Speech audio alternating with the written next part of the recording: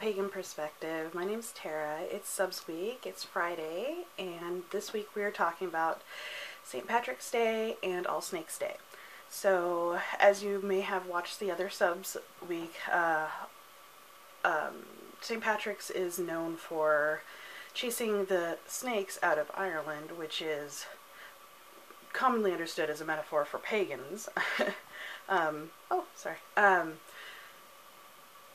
I know that there are snakes in Ireland, even though they're pretty rare.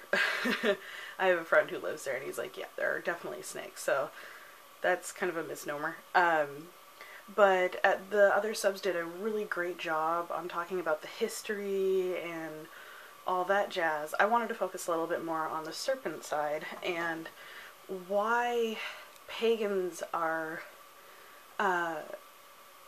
use the serpent in their practice or what it symbolizes. So the snake is often understood as a symbol of birth, death, rebirth.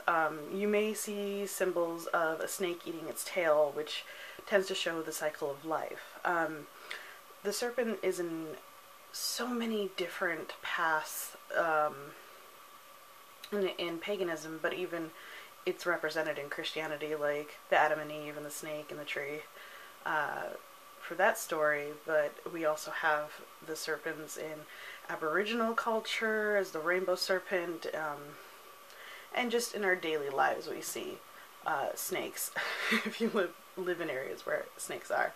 I personally am really into snakes in both spiritual and in a general way.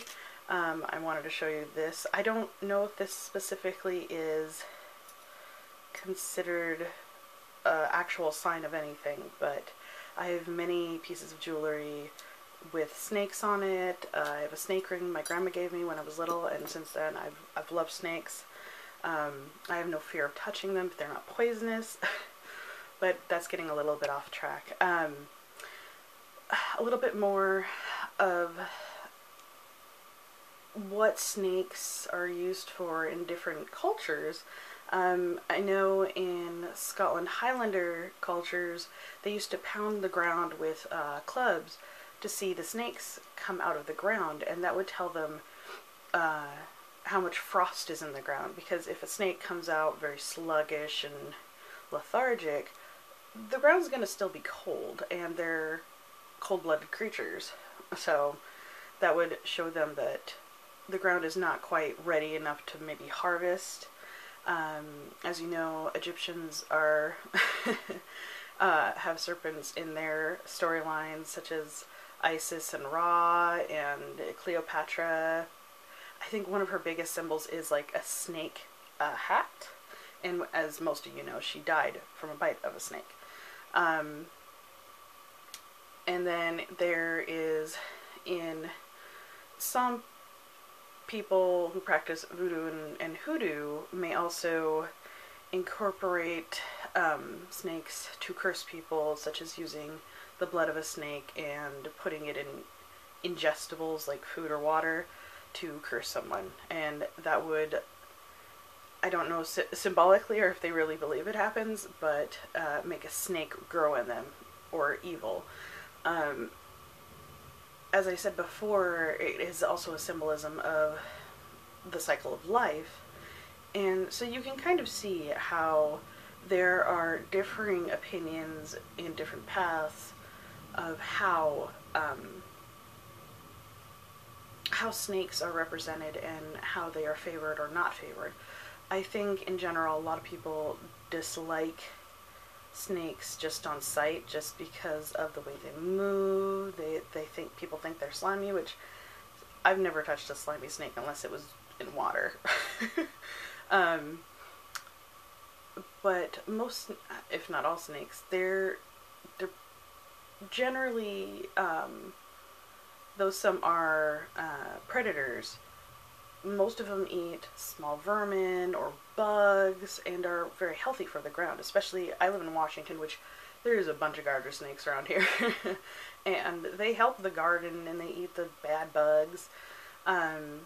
So if maybe you incorporate gardening into your path, and you've kind of feared snakes for a while, maybe think about how they are actually helping your garden grow.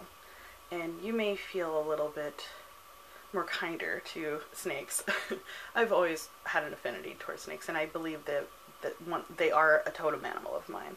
I am Irish, a pretty significant portion of me, hence the green. I don't, my personal perspective on the chasing out of the snakes from Ireland and as a metaphor for pagans, I don't believe that St. Patrick's chased all pagans out of Ireland. I think they just learned how to hide a lot better. So that's how a lot of cultures are. It's very hard to get rid of a very old culture or an old path. As you know, they still have quite a strong pagan path in Ireland. It just obviously went into hiding for a significant amount of time. But yeah, I think that's about all I've got to say on the subject. It was not an easy topic to research at all. There's very little significant information other than the general information I and the others have shared, but I'm actually shocked about how much information the other subs got. And if you're looking more of like the historical aspects, please check out the other subs. So thank you for watching and have a great weekend. Bye.